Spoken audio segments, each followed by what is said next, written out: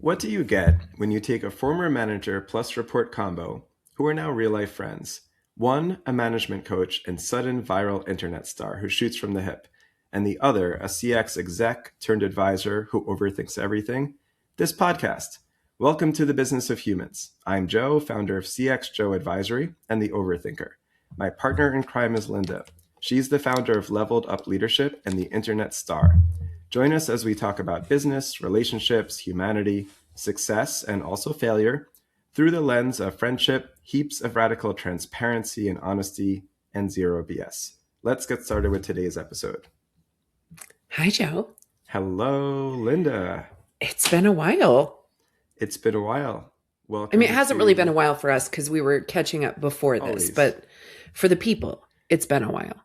Absolutely. For the people and even for us, there was a nice, it's been great keeping the conversation up in a million different ways, but we had our own little journey to bob and weave and get back to today's recording of the beginning of season 2 of the Business of Humans.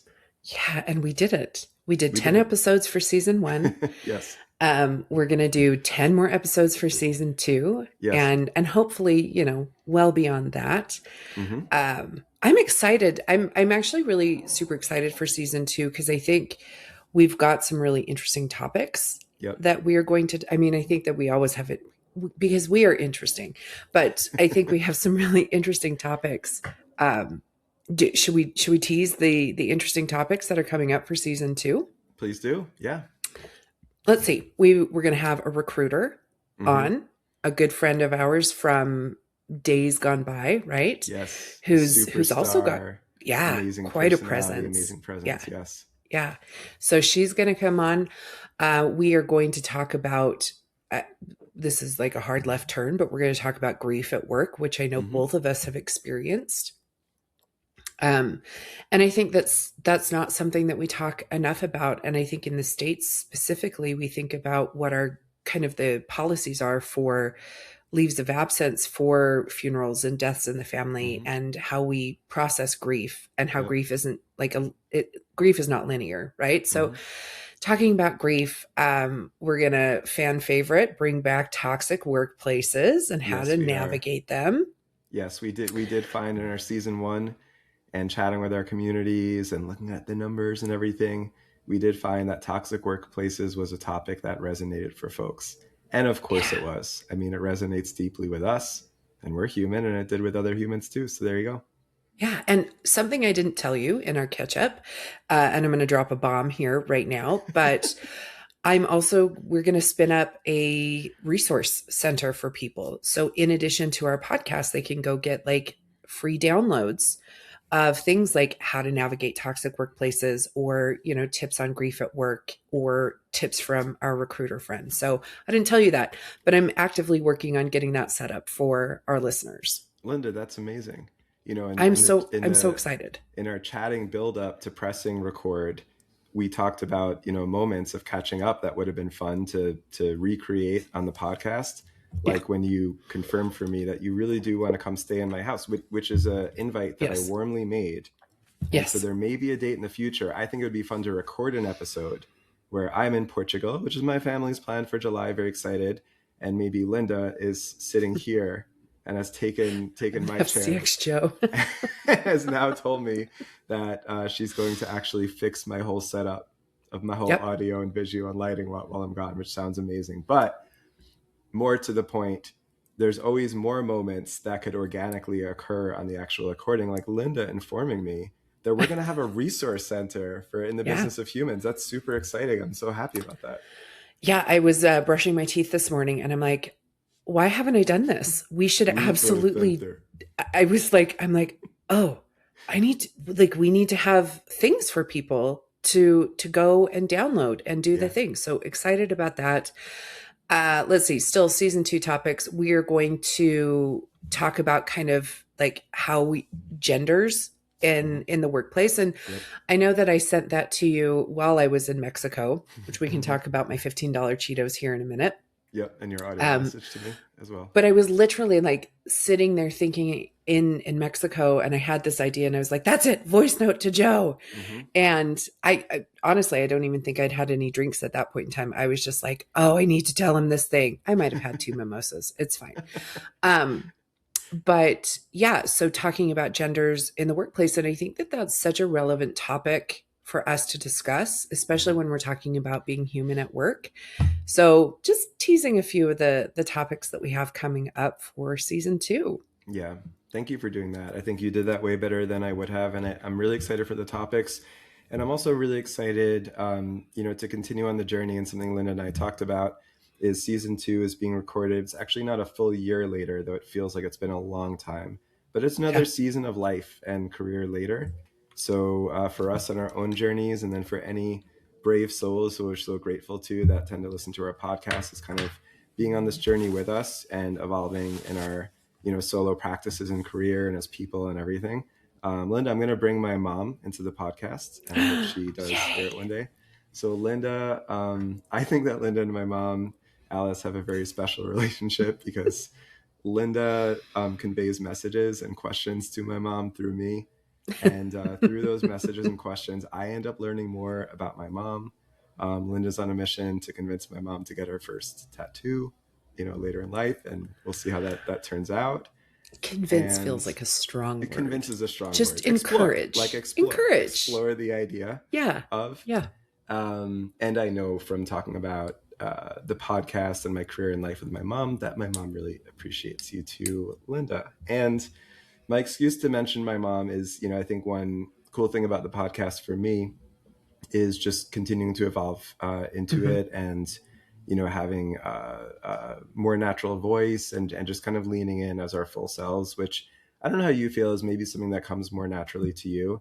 My mom's advice for doing a season 2 is like, keep being yourself, like you were you were really holding back at first, and towards the end of season 1, like you were being more of yourself and bring your whole self to season 2. So I will endeavor to do that, Mom. And I'm happy we're doing season 2, Lynda. Amazing. And Alice is like one of my favorite names, right? Well, there you go. I feel like that's why we're already connected, because Alice is it's my favorite Disney character, like Alice in Wonderland, favorite Disney character. And cause she's just like a girl on a mission, and she's just like, what's going on? Like, it's not about being saved by a prince or anything. It's just like, I don't know, I stumbled into this and I guess I've got to figure it out. I'm a big fan of Alice in Wonderland. My great grandmother's name was Alice. So I love the name Alice. It's one of my favorites. Just firing all cylinders. You're just totally on the same wavelength in all the ways. And I'm happy about it. Yeah, I will tell you. So I'm building a gift basket for you for allowing me to stay in your home, which we just confirmed. Yes. When you offered, I was like, okay. And you're like, I don't think she's serious. And I've been like for months being like, I'm going to just go stay at Joe's house. It's like what I'm going to do. So now my first priority after recording and before we publish this is to go tell my wife, that this is probably, the thing that's occurring. Probably. Yeah. But I'm building a gift basket, and there will be a little something in there for your mother. Oh, I can't wait now. So I know. I can't wait to see what it is with Lynda. I'm going to go ahead and hype you up and set expectations really high. Because with you, it wouldn't be like a little box of 4 chocolates or something like that. It would be a personal gift. Oh, it's very personal. Yes. It's very personal for your mother. like a tattoo pen. It might be. So I'm excited about that. But what have we in the downtime? So I feel like we've lived a lot of life between the end of season 1 and the beginning of season 2. And one thing I want to do for the people, I believe that they got to know us a little bit. And in our very first episode, we talked about we did intros, like why we're doing these things and whatnot. I do think it's really important though, to double down on that and talk a little bit more about like our credibility and why we're doing this thing. And it's not just, partially it is an excuse to hang out, right? Because I think both of our schedules are so busy that it can be really difficult to nail down a time for each one of us. And so it's like, well, I guess if we do a podcast, we have to speak. Oh, so I think there's a portion, there's a portion there, but I really kind of want to reintroduce ourselves. We have people who've listened loyally through 10 episodes, and I would love some time. So this episode is going to be kind of some catch up and reintroducing ourselves before we dive back into like the heavy hitting work topics. Yes, I love that. And I, mentioned this to you in passing before the episode, Lynda, but I'll say it now on the air that I think it would be great to actually, I'd love to interview you for a bit, Yeah. and Yeah. then we could switch, Yeah. because it's great to do, fully conversational. We do that all season, but I do find there's a certain richness, to just kind of giving you the spotlight for a bit without, jumping in myself too much, other than to just ask you a few questions and let our audience just get fully caught up, with what you've been up to, and get to know you a little bit more. So I guess along those lines, I mean, one concept we talked about, and I just wanted to check in with you, is, anything else to add around why the business of humans?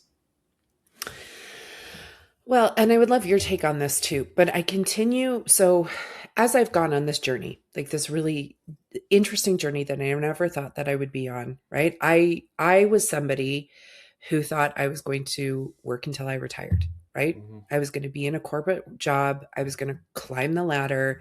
I was going to continue to like have work trips and do the things. I never thought that I would be someone who talks about work on the internet, right? And helps people navigate work. But as I have continued down this journey, I have noticed, I just noticed my nail polish. Sorry, this is like the moment where I like really switch gears. True story. Well, this ties in though. This ties in. It's called Verified. My polish is The nail verified. polish, and It's for our called listeners Verified. out there, so it's Yeah, it's called blue. Verified. They still have no. Okay, it's blue. Yeah. When I grew up, was that called like periwinkle? Maybe. I mean, it's kind of like a periwinkle, kind of like Ish. a babyish. I'm not sure, but so true story. I got a pedicure before I went to Mexico, which we'll get into maybe. And I bought that color, and that color was called "I'm Not Really an Influencer." The name was all of those words. Yes, Oh, I'm not that's really an amazing. influencer. Wow. And then I found this polish that's verified. And I just felt like, first of all, the dichotomy of like, one's like, I'm not really an influencer, but I am verified. So anyway, Right. You can wear side both note at on, once, then it'd be I'm not yeah, really a verified influencer. I am That wearing would be both fun. at once. It's Yeah. delightful. Oh, So anyway, so okay. yeah, I am verified. So anyway, back to this journey that I've been on. So I've been on this journey, and the thing that I have found is people don't know how to navigate work. They just don't know how to navigate work. And they don't know how to be themselves at work or not be themselves at work, or how much they should bring. They don't know how to deal with toxic situations. A lot of times they don't know that they're actually part of the problem, right? So when and the thing is we watch these corporations get larger and larger and larger and lay people off and suck the soul out of these people, and people just don't know how to navigate that. And so for me, it is still so important that we talk about these topics, and we talk about like, because it's humans that are keeping these businesses open. I don't care. I know we just talked about AI recently, which was a great episode. It was the last one of season 1, so you should go listen to it. Go listen. And it's about the humanity in AI. But it does talk about the humanity. But for me, I still feel, and I hope that I will always feel, that it's so important for us to figure out how to show up at work, because most of us do have to work. How to show up and be able to not feel like our soul's being sucked out, or that we have to be a robot, or what that looks and feels like at work. And I'm just still so passionate about it, and figuring out like, and helping people. I mean, I spend all like my days just talking to people, helping them navigate how to show up at work. I love that. And I think a lot of this, like, it's corny, but speaks to sort of the why, with like the podcast, and each of us with gusto, recommitting to another season and everything. And then what about in terms of, what do you feel makes you qualified or uniquely qualified to actually talk about work? I think that that's a fun question. right? We could go down my education path, right? I do Mm-hmm. have a master's in business management. So, I mean, There's there's that. that as far as education is concerned. But I look at my career. So I've spent 25 years, for the majority of that 25 years, working for larger corporations, Mm-hmm. right?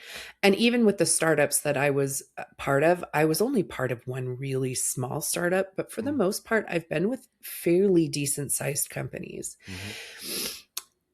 But the thing that makes me even more uniquely qualified, and I think that this also kind of taps that for you too, Joe, is most of my career has been spent in a customer support function Mm-hmm. one way or another. Even when I was working in retail, like I worked for Nordstrom, and everybody knows that Nordstrom is got some of the best customer service that you're going. I mean, it was like it's Yeah, famous for embedded that. in Yeah. you, right?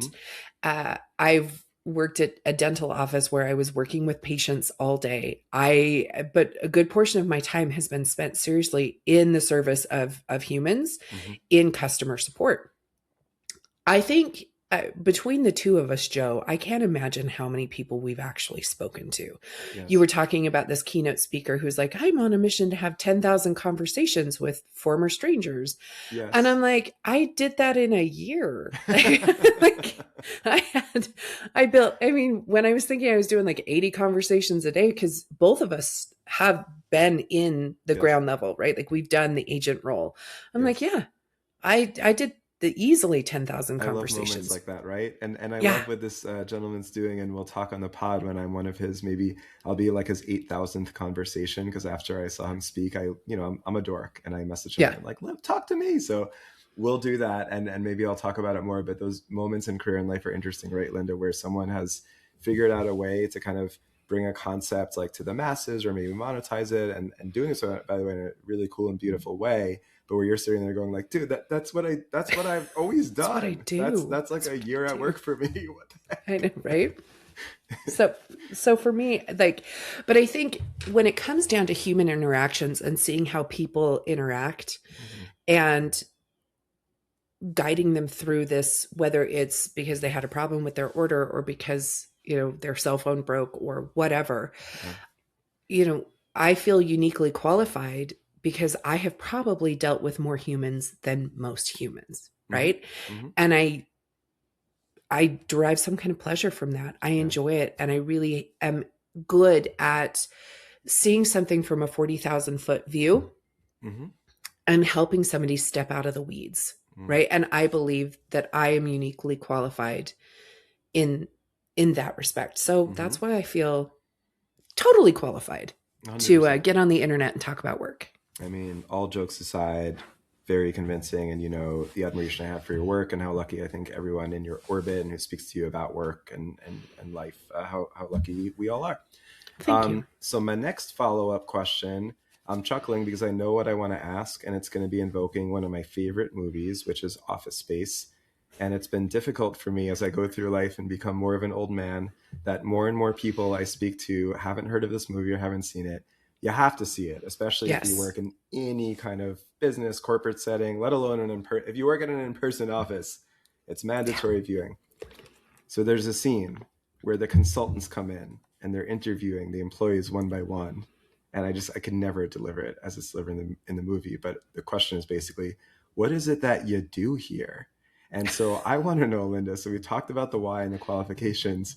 So is that what you do, or like what exactly is it that you do? Yeah. Yeah. That's a great question. Thank you. Uh, so I think, anytime that you're in an entrepreneurial role, it can be difficult to like nail down exactly what it is that you do because there's so many hats that you Yes. wear. But for me, so number one, I am a public speaker. Mm. So I love being able to talk about work and talk about leadership and talk about how we can show up at work and be better at work, but still do it in a way that feels genuine to us. Mm. Right. So I think that, I spend a lot of time talking about how can we do it our way? Because you can go pick up a million leadership books, right? Yep. And I know that we both have read several, and each one of them has got a framework. And if it doesn't serve you, you walk away going, well, that was a waste of my time. Right. Mm-hmm. And the thing that I really want to convey to people when I go out and I speak in groups is it's okay to do it your way. Mm-hmm. Like, yes, there are ways to do it. And yes, we can talk about standard principles, but at the end of the day, like, you have to still feel good and you don't want to feel like an imposter at work. Right. And so I'm a public speaker. I am a private mentor, right? I take, in fact, right after this, I've got two client calls where I help people with their work situations. Either we're up-leveling their career, or we're learning how to navigate difficult personalities, or learn how to identify patterns in the workplace that don't serve us. So I spend a lot of time doing that as well. And I'm actually, this is the first time I'm saying this publicly, but after the summer, I'm going to spin up group coaching. So I've been really, really focused on individual client coaching, which is great, but I still think that there's more people that need my help. Right. And for everybody, and it's not accessible for everybody to do one-on-one coaching because it's just not financially accessible for so many people. And there's so many people who really do need my help.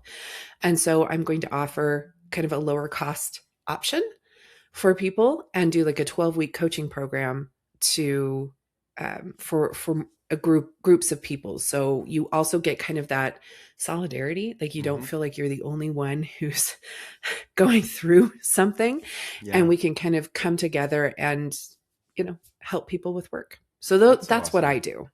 That's amazing. I mean, talk about walking the walk, you know, that we record the podcast and then right in your next couple hours will be that sort of coaching and just delving into some of the same topics we talk about here. And I also want to say, I think there's something there's something repeatable and admirable about the idea of sort of perfecting your craft, you know, in one-to-one interactions. And I don't know, I can't speak for you, but I would imagine that if you did it in the opposite order, it could be harder in a way where you're perfecting your craft one-on-one, and I've impacted a lot of people, this one-on-one coaching, and you're probably readier than ever, you know, to bring that to groups of people and like impact more careers and lives in a sense, which is really cool. Yeah. Thank you. Yes. And I have to share with you that, so I was at a professional conference earlier this week. It was a great experience. And then there was like that sort of, you know, end of the trip, airport home chit chat with a group of people. Thank goodness they were amazing people, because that could be painful. Sometimes you're just tired. You want to put your, you know, headphones in and go home. But it was a great group of people and we were chatting. And a woman brought up an issue in her company. It's a really high growth company. And some of the talent are getting promoted to manager roles. And she told me just organically, it just came up. She's like, oh my God, you know, they're great people, but they have no management training. They're not effective managers yet. And chaos is ensuing in the culture and at the company. And so it was one of the most organic plugs I've ever had in my life. I was like, you should listen to this little podcast I do. And especially my co-host, Lynda Harvey, that's like exactly this sort of topic she's always unpacking. And it always comes up in the wild for me. And I'm sure for you too, which is cool. Yeah, it does. It does. Yeah. Amazing. Okay, cool. So Lynda, you know, you've shared a lot already, but I guess, is there maybe any one thing that you haven't spoken about yet that you would love for the people to know? Oh, the one thing that I would want the people to know, I think that the one thing that I would want everyone to know that's listening, at whether they engage with us or not, or go get our resources or any of the things, I want people to know that we need to have more meaningful conversations about work.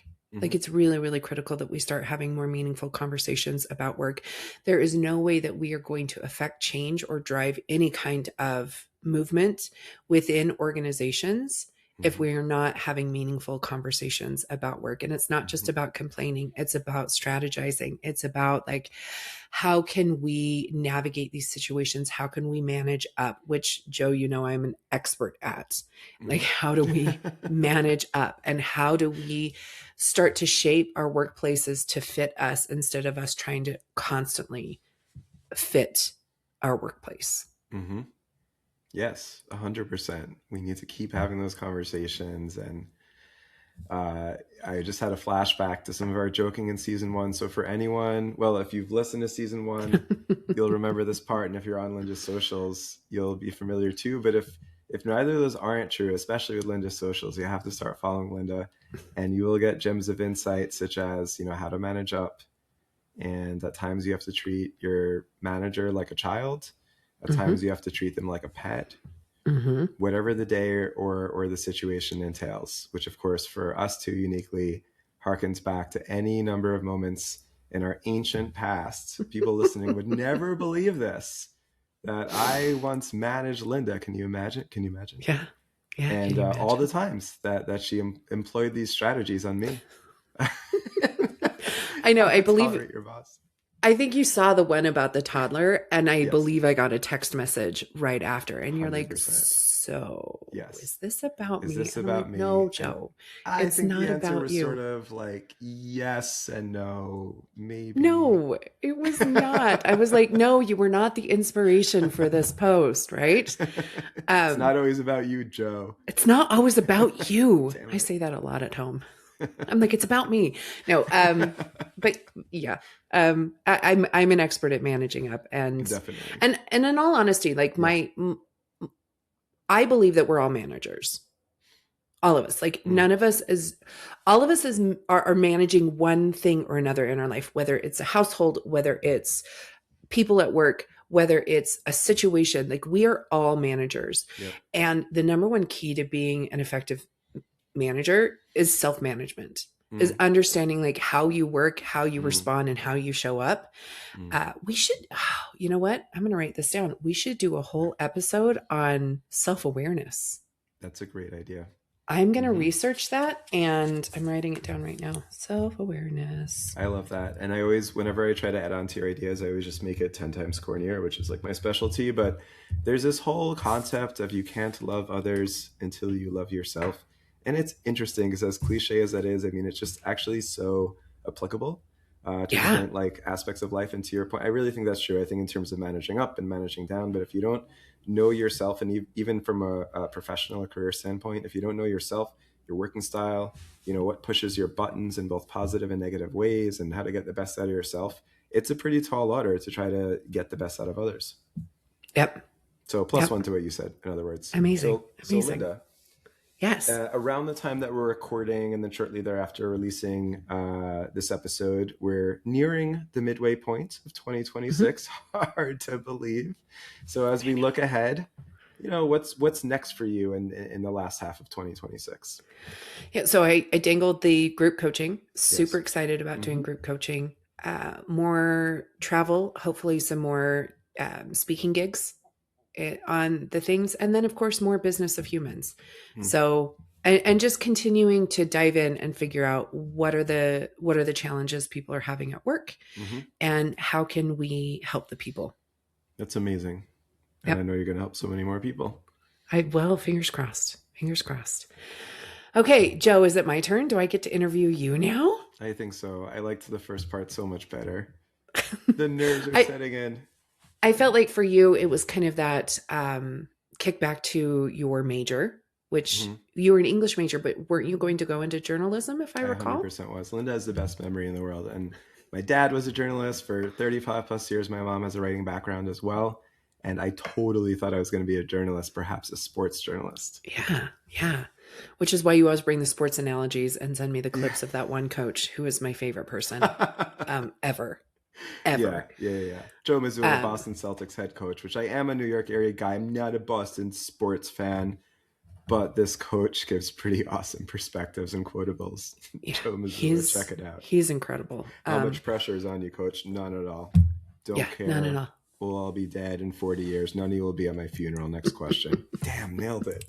What a guy. I do. So yeah, not to your journalistic yes. I do aspirations. Also, I know, so I met some, when I was in Mexico, we met some Canadians, and I have a son who is getting close to college age. And I think McGill might have actually come up, which I believe is where you went, was McGill. Please tell me Asher wants to go to McGill. Please.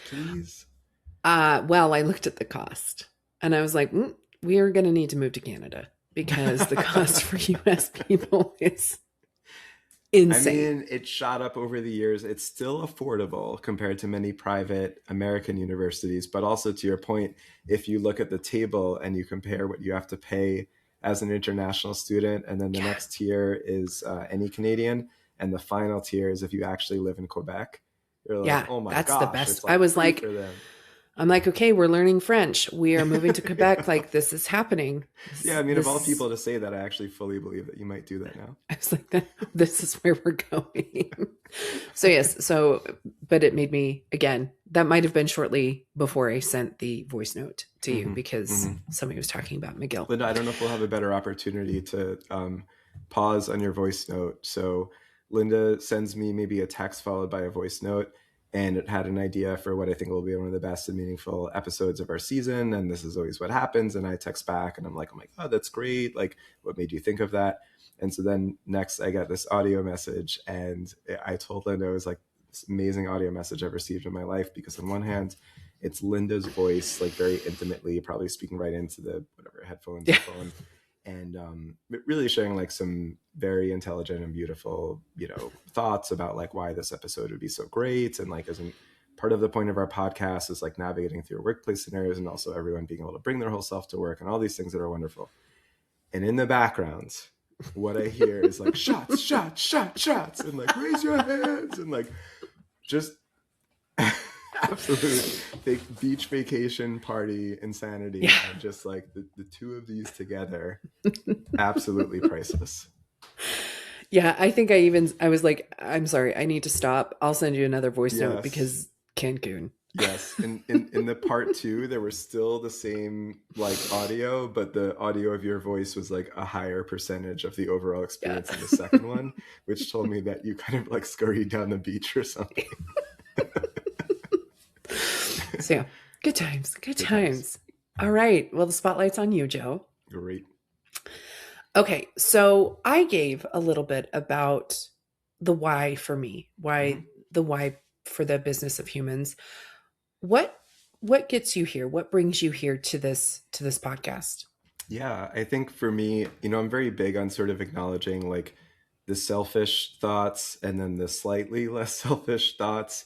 Selfish thoughts are, just knowing that our recording sessions would bring me joy and fulfillment, excuse me, and just kind of add richness, to that whole day or that whole week. And like Lynda said, we have a really fun and kind of unique friendship that is born out of our prior relationship, working together and running a department together. And it's just kind of a blast and a kick that we're here all these years later. And Mm-hmm. so I like, this is actually one of my management philosophies that I try to bring as a friend and partner to the podcast. So to where, like, for example, if you're in your job for 6 months or a year, that it's actually really healthy to pull up and be like, is this the best thing for me? And maybe go interview somewhere else and see how you feel. So similarly, in a very corny, I'm sure annoying way, I was kind of encouraging myself and Lynda to think like, should we do it? Should we recommit to season 2? We're both back and we want to recommit. And I think for me, it's like, fun and fulfilling and all the things I said it was in the beginning, and getting to hang out with Lynda and just adding richness and something different, to my day. So as we'll Mm-hmm. talk about, some of my day ends up being talking about, technology vendors and AI strategy and contract negotiations. And I actually do enjoy that, thankfully. But at the same time, recording this pod and kind of this whole part of my life and career that is this pod, I think really rounds things out and adds richness. And then the slightly less selfish part, and Lynda knows, and anyone who listens knows, I'm not big into exaggerating or trying to make what we're doing a bigger scale than it is. Maybe it'll keep growing, but what is already true and what is very sincere is having real life moments where either Mm-hmm. it's one of our brave listeners who does follow us and say, hey, I really get something out of the podcast. It helped me navigate a career situation, or it helped that week be a little bit better. Or having moments like I talked about before, where I was talking to somebody who I don't think was aware of the pod, but I recommended it to her.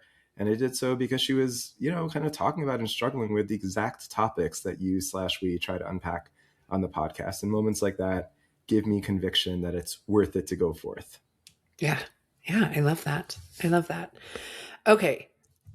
So, the elephant in the room, or maybe the green sign that's behind you in the room. Amazing. Uh so I often joke that I can't tell you what my husband does. Mm-hmm. Um, he does something. He does some things. I know where he works. Mm-hmm. Joe, that is also a joke that I kind of share at home. Yes. What is it? My my podcast husband. What is CX Joe? What is it that you do? How do you fill the hours? And what is CX Joe? Thank you so much for asking. And not to go totally off the rails, but I can't help but laugh with that intro of your question because I've always felt like what I had done previously for most of my career, which you could call like a department head in customer service or experience, Mm-hmm. that for whatever reasons was always hard enough to explain as it were. And now that Mm-hmm. I'm doing more of this solopreneur venture and it's Mm-hmm. basically a customer experience or CX advisory, oh my gosh, now when I get into work stories with my wife, and bless her, she does great and keeps up and asks all the right questions. But with my best friend, I feel like I've added more chaos and complexity to it, where for the other person listening, it's just not even fair. It's just freaking bizarre. The stories are disconnected. My 1 p.m. has nothing to do with my 2 p.m. and so forth. But in my mind, it all makes sense. And so Yep. basically, Linda, thank you for asking. And I made the transition from having a real normal job of leading a customer service, or we like to say CX department. In my particular space, or kind of our space that you've branched out, we think about customer experience as being a more inspiring, kind of holistic, strategic version of customer service. Mm-hmm. So, whereas customer service, I mean, anyone could picture like any product that either you enjoy or a place you have to call, like you're a cable company or whoever. You know, you call, you text, you email with a question, and we all know how it feels if that goes really poorly and is super Mm-hmm. frustrating, or if it goes really well and you're surprised and going, wow, that actually, like, that was a blast. That person really cared. I'm more likely to use this brand or this product or this service. So, my whole career has kind of been around how to make sure that companies that I work for or with fall into the good bucket of Mm-hmm. customer service slash experiences that you have that make you want to go back and be a loyalist and a customer, you know, follower of that brand for your whole life. So basically, the shift that I did is going from doing that full time for one company at a time to then starting an advisory where the idea is how could I have that sort of impact and help as many companies as possible, again, to fall into that good bucket Mm-hmm. of making sure Mm-hmm. that their customer service slash CX is a competitive differentiator, a loyalty driver, a growth driver for their business. And believing, as I think more in the world, more and more of the world, thankfully, is on board Yeah. with believing that that actually is very important, and that the customer service team is not just in the background. They're not what we would call in business a cost center, but that it actually, you know, could be a big part of the business's identity. These could be brand ambassadors, so to speak. They're the ones speaking to your customers. So to Yeah. kind of Right. value that and honor that and know that that could be a huge differentiator for your business. How that plays out and where it gets a little bit wonky, especially because I want my advisory to be a little bit different. But basically, I work with brands on that mission, and that Mm-hmm. could either come in the form of traditional consulting work, like a paid audit or particular project that they'd like me to help with. I actually love even more what I call the free to brands model.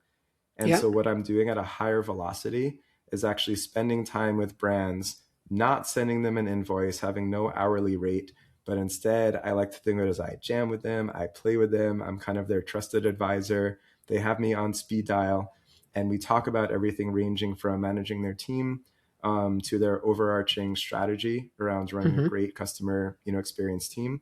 And then we do also delve into any technology partners or staffing partners that they need to build that world class team. And what's cool about what I've set up and what I really enjoy is then I'm besties with a lot of the world's best technology, whether it's AI or broader tech, and talent and staffing companies that partner with teams like service and CX and retention teams. And so, since Mm-hmm. I'm kind of besties with both sides and I'm very, very discerning in who I play with and do business with, I could Yes, you then are. kind of matchmake, and I could bring a brand, you know, to maybe two or three finalists to provide the exact kind of technology that they need. And if they agree with me that it's an amazing fit, they go through the whole thing, they sign a contract, and actually the business, the vendor, is the one who helps me to pay my mortgage and kind of takes care of me. And That's I wonderful. see that as a cool, like, win-win-win opportunity for everyone.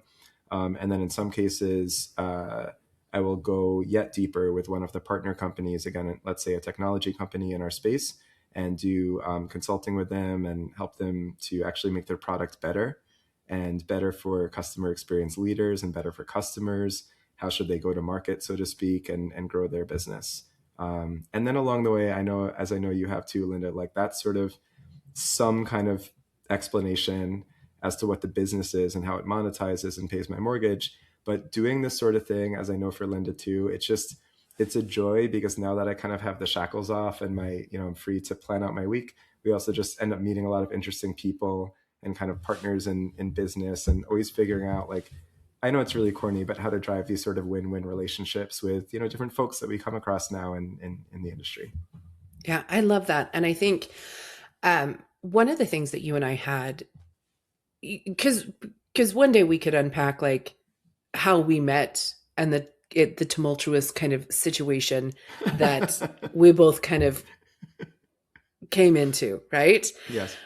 Hashtag toxic workplaces. Anyway, Stop it. It was not that bad. But when you're dropped into a digital room and told to run a growing department with lots of humans together, and you've like never met or given each other the permission to be in that room, then it's challenging, but we navigated. We did, and we came out the other side, and we're doing the pod. Sure. But the thing I think that you and I always really agreed on was that the service really matters, right? Mm-hmm. And the thing that I really admired about you from the beginning, and I don't know that I've shared this with you, but you were always like, how can we make it better? And how can we pay our people better? And how can we have better tools for them? Mm-hmm. Where so often, and you said the C word, the cost center, being looked at so often, and feeling that, as I had a very lengthy career at the time you and I had met, and figuring out how to always do more with less, and to have you come in and say, okay, well, let's spend a little bit of money. Let's do these things. Yeah. And the dedication that you had to improving that service and improving, because if you have happy agents, you've got happier customers, just plain and simple. And so I always admired that about you. And I think there's no one better to do that thing where you can come in and you're like, listen, I don't have skin in the game, but I want to help you figure out how to like provide better for your customers. And we all know, like, on a balance sheet, it's cheaper to keep a customer than it is to acquire a new customer. Right.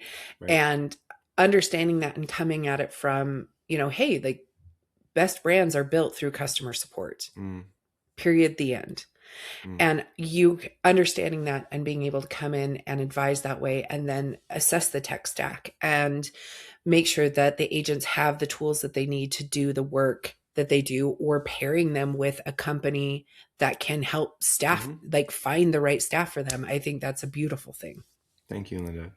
Very meaningful to hear you say that. It's still obviously an area I'm very, very passionate about. And, it's like, when you look at the outcome of a happy customer and what that means for business, but also just knowing that a human being had their day brightened, it's like everyone could agree to that. That's easy. It's sort of the how to get there that could be a little bit tricky, and where I'd like to consider myself a bit of an expert on that, as you have been throughout your career as well. Amazing. And, you talked a little bit about how you do some consulting, but a lot of this does sound like consulting. So but it also sounds like you're wearing two different hats. So just kind of, again, as so I can explain what my podcast husband does, like how is that different than just being a regular consultant? Totally. And you're making me laugh, because I just remembered there were like one conversation or another I was in a couple of months ago, and I was chatting with someone. They're like, oh, so you're a consultant. It's a consultancy. And I was like, I'm an advisor. They're like, okay, dude, weirdo, whatever you say, like totally patting me on the head. No, the language shouldn't be too important, but I mean, I've always been, when I worked for companies, I actually always enjoyed working for places that swung for the fences and had some higher ambition, whether or not it was fully achieved, right? And so I'll say this with sincerity and positivity, like when we worked at Daily Harvest together, for example, and the business was growing, and during the years everything was going right, one of the things that motivated the team was like, if we keep growing and then we get to a certain place and then we could influence other companies who are in the food space or whatever, and we all band together, like, who knows, maybe we could change the food system and change the planet a little bit. And I would think that Mm-hmm. it's a high, like, it's a stretch, but in a good way. So I've always like Yep. stretch goals is my point. So Amazing. today and on a given day, people might see one of my deliverables or a few of my meetings. They're like, dude, like, it's fine. Get over yourself. You are a consultant, like, in the space you've always been in, and that is fine. But I think my stretch goal, my ambition here is to build more of a community and to Mm-hmm. have some tiny little impact in my little corner of the world, just on how people work with one another and treat one another. And basically, my what drives me Mm-hmm. really is, as corny as it is really helping other people and elevating them and being in service to them. Now, I'm not a BSer. I Mm-hmm. do not only have to pay my mortgage, but I enjoy making money, and I enjoy if I make, more money in 1 month than the prior, because I'm human, and that's part of how my brain works. But it's also very sincere to say that what I'm enjoying so far and what I want to keep building out is basically the structure where some of the time that I spend monetizes in some way, and that's great. But actually, the better that those time slots go in a funny way, the more it allows me to have lots of other time slots where that's not my entire focus. Yep. So how do I split up that time? It's basically, I mean, some of it goes back to me, and this would harken back to season one of where we both were coming from in our career. I mean, Mm-hmm. just the ability to take a deep breath or take a 15-minute walk in the day, or, chew your food and swallow and stuff like that, or keep up with family and friends is great. But another thing that I actually spend a pretty significant portion of my week on is spending time with people in the CX community, Mm-hmm. oftentimes fellow leaders. It could be peers of mine, deeper in their career, sometimes younger in their career. I mean, heck, it could even be the vendors on the technology side, but not talking about strategy and product roadmap, or again, anything that monetizes directly, but more so just trying to give advice and assist the people, help them along, help them to feel more successful, more empowered in their job. So that could be spending hours with somebody where, again, there's no exact idea. There's not like a technology deal they're running that week. But I'm just really enjoying spending time with them, and they give positive feedback on, like, hey, I'm finding this helpful. It's cool to have access to, like, your career's experiences and to have a listening ear.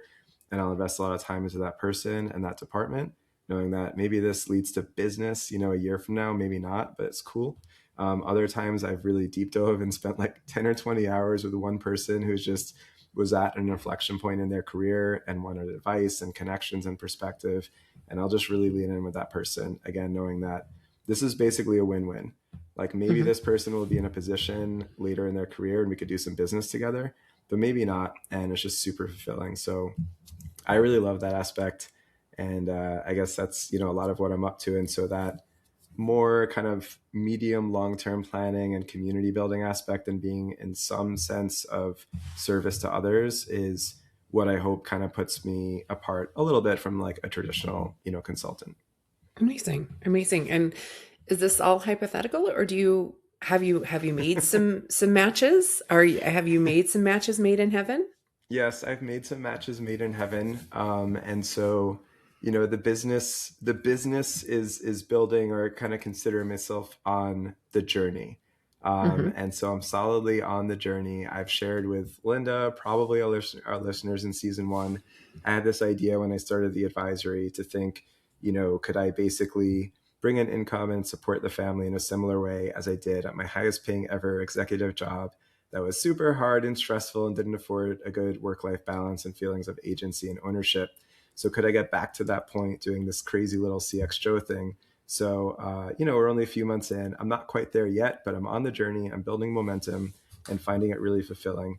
And yes, there's been, to give everyone an idea, I've had the pleasure of working with, either doing paid consulting work and or making successful, I think, elevating, empowering matches and recommendations to some really phenomenal brands, including ButcherBox, Pros, which is a wonderful custom hair care skincare brand, Mm-hmm. Unreal Snacks, which you see around everywhere and are really delicious, Smalls Cat Food, Evolve GLP, and several more. But these are a few examples, and I love it, as you could tell. So those are kind of like the little logo wall that I'm building for my own advisory, but it hopefully also gives my friends and listeners a sense of the diversity that every day brings, and kind of going into different businesses and industries and helping them to make their CX great and treat their people well and all of that. It does fulfill me. It's nice.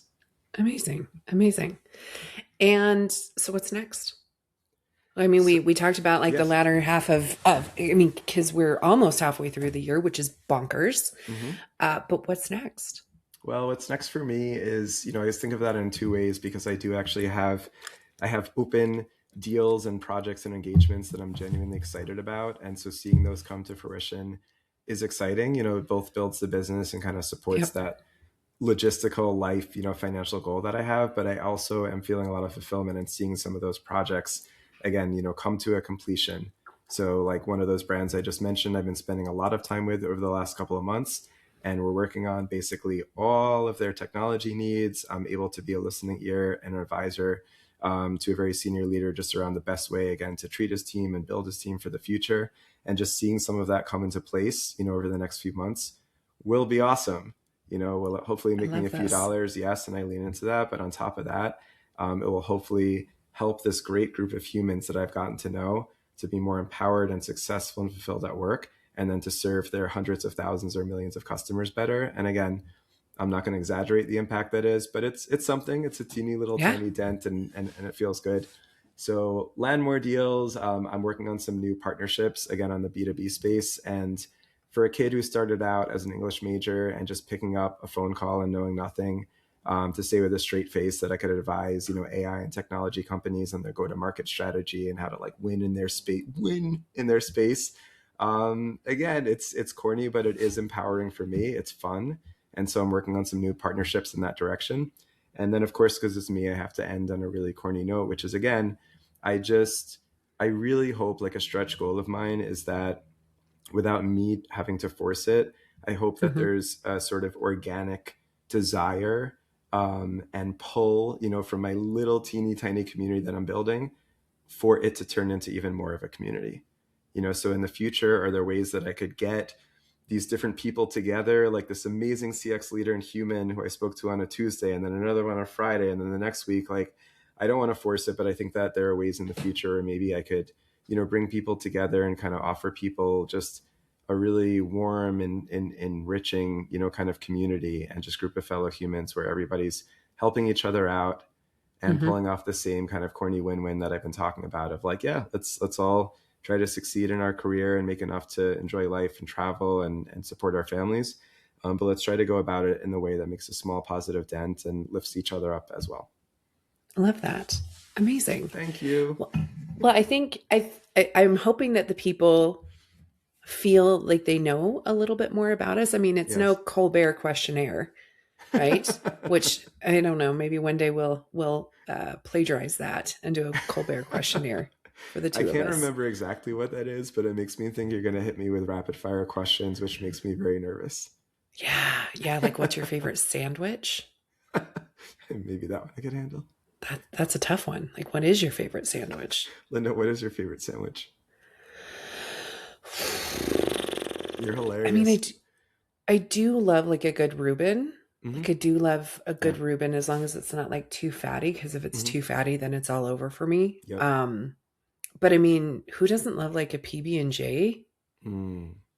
right? Good PB&J is classic. There was a And place I in New mean, York, I don't know if it's still open, the Peanut Butter and Jelly Company or something like that. All peanut butter and oh, jelly sandwiches. Amazing.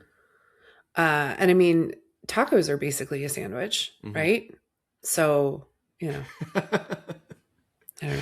I like how you're throwing out that fireball of controversy to anybody who I cares mean, about the taco. Anyone in the taco sandwich community. This is a big debate whether a taco is a sandwich. I do not believe a hot dog's a sandwich.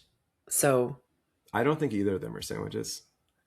I mean, it isn't everything a sandwich, really. If you want it to be, if you say so, You Linda. know what sandwich I don't like? I'll tell you the sandwich I What? don't like. The shit sandwich in management, where they're like compliment, feedback, compliment. Right, right, right. That is not acceptable. Yeah, and it's sometimes called the praise sandwich, but that's a misnomer because the sandwich is always named after what's in the middle. It's like the two Yeah. pieces of praise bread, but Yeah. with the Yeah. big pile of poo in the middle. Yeah, we don't like the shit So sandwich. So yeah, there's no, you're that. definitely, you know But what I don't like, and this what? is a big thing in my career actually. I don't like sweaty lunch meat. So when I Oh, worked at Siki, I bleh. mean, bless you, Siki, because they did provide, it was great. It was like free snacks and food, and so they gave us the materials to make sandwiches every day. But I have to say that lunch meat was exceptionally sweaty. And Ew, so my team ew. always knew that they could find me in the kitchen with, I would take out like four, like roll out like four tears of paper towel. And then I would remove my meat and I'd be like almost gagging as I did it. And then I would not only towel dry it, I mean, I was like wringing it like you wring a towel and like pounding like my elbow on the desk. And they would just walk in and be like, "Oh my god, Joe," Oh. and then I'd see them watching and they go, "You know what? I really hate is sweaty lunch meat." They're like, "We know, we get it. You've talked to us about it." Still to this day, towel dry that lunch meat, Lynda. Highly recommend. Oh, oh, I'm a big fan of laughing until I cry. And that did it. That did it Hmm. for me. The Yeah, the pile drive the pile to the drive. paper Yeah, towel. and then if you ever really want to torture, like I feel like my older son would do this to my younger son, or maybe vice versa. Just dangle the sweaty paper Oh, towel right in someone's ugh, face. It's gross. delightful. Oh, Was this on the yeah. agenda to talk about today? Always. Good, Sweaty lunch meat is always on the agenda good. to discuss. Well, the best news is do you know what I just did there? I don't think. I got you to tell me the thing that's got you hot under the collar. Damn it, you tricked me. Sweaty lunch meat. Can't stand it. Yeah, Look at that. I'm so proud of myself. I did it, Lynda. I you did participated. it. You finally got the thing that's got you hot under the collar. Do you have something? It's got you hot near the collar. I always have something that's got me hot Oh, under the great. collar. Pick one or two, Um, Lynda. so let's see what has got me hot under the collar. So recently I traveled and just people who go in the bathroom without shoes on. No comment from mine. Please go ahead. That just gross. Just gross. Do you mean like in the Um, in the airplane, oh yeah. particularly? Yeah. Yes. Yes. And Like you had honestly, your and shoes then off. You realize you have to if we're go. gonna get really weird, men that don't sit down and pee in an airplane bathroom, just sit down. Just sit down. Like there's urine all over the place. And people are like, well, that's like that in bathrooms too. I'm just like, maybe. But the difference is the bathroom isn't shaking while you're in there trying to go to the bathroom. So I don't know. Men, Wow. sit down to pee when you're using an airplane lavatory. Lynda, I feel very typical of you. I feel like you upped your game. I came in hot and we were so proud of me for the sweaty lunch meat. And I feel like you just elevated your game so that, you take the cake like always. It really wasn't about one upping. It was just like, I mean, this is kind of how the thought process goes for me is like yeah, it starts here and then it takes a left turn right. and you know, And both of ours were kind of about, condensation yeah, of some sort, liquid of moisture. some moisture. Yeah, moisture. Yuck, Yeah. yuck. Good times. Good Good times. All times. right. Well, Joe, we got something. I feel like the people know us. We got the conversation. Something. Season 2's kicked off. Anything else you want to add for the people? Moisture. I mean, we've got it all. I think we could safely promise that not every episode this season will be this gross. Or odd. But we can Mm, absolutely guarantee that they will be awkward. excellent. Uh, uh, on that note, where do we go from there? I think we just tell the people thanks for listening. Like, subscribe, comment, do the things. Thanks for listening. Thanks, Lynda. See everybody next time. Bye. Bye.